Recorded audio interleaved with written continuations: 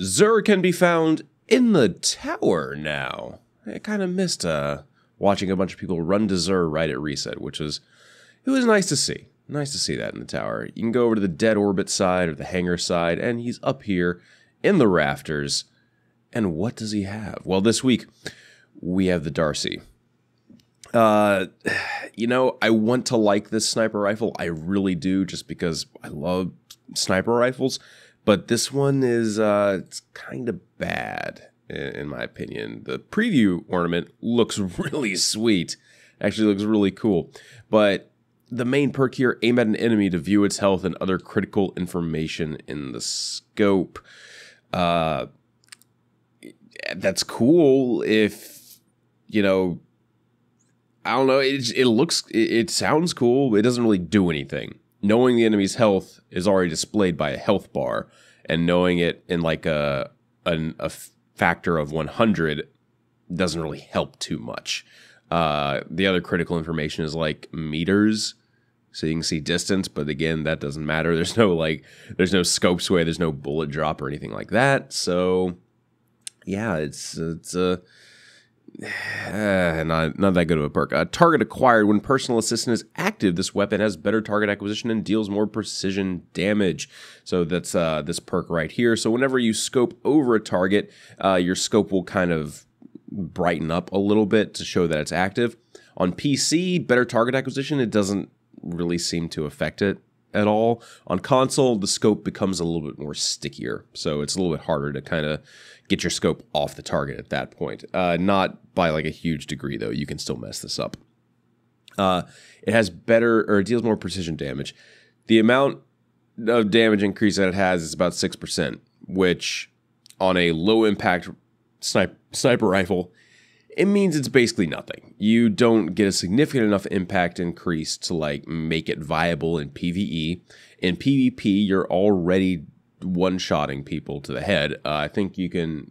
I don't think you can up it to kill people with that are in their supers. So I do like that it has 7 shots in the magazine. That is the one benefit. It has great handling speed, good stability. You know, it feels like a good weapon to use, but in PvE and PvP, I just can't find a reason to use it unless you like, you know, the lore of the gun. Moving over to Celestial Nighthawk for hunters. I've been using the crap out of this now because it modifies Golden Gun to fire a single high damage shot. Enemies eliminated by the shot explode. That is actually coming into use a lot with Masterwork weapons. I'm getting my super up a lot more during strikes just in general, and I get to pop my Celestial Nighthawk Golden Gun a lot more and deal a ton of damage to bosses. I use the bottom tree for Golden Gun because then even when you hit a crit, you should make orbs. There are a couple of mobs and bosses that don't like that rule and they don't give you orbs, which is frustrating, but with also the buff to super damage makes Celestial Nighthawk even better. On the Argos fight in the raid lair, it's really good. You can actually see his health visibly move, which is cool.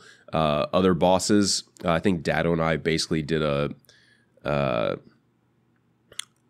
Golden Gun only run on the Nightfall and just did Golden Gun damage on the boss. It was pretty funny. It was pretty funny. Moving over, we have the Hallowfire Heart Chest Armor. With the Sunfire Furnace perk, greatly improves the recharge rate of your solar abilities while Hammer of Soul is charged. I don't think it's a significant enough increase during normal gameplay.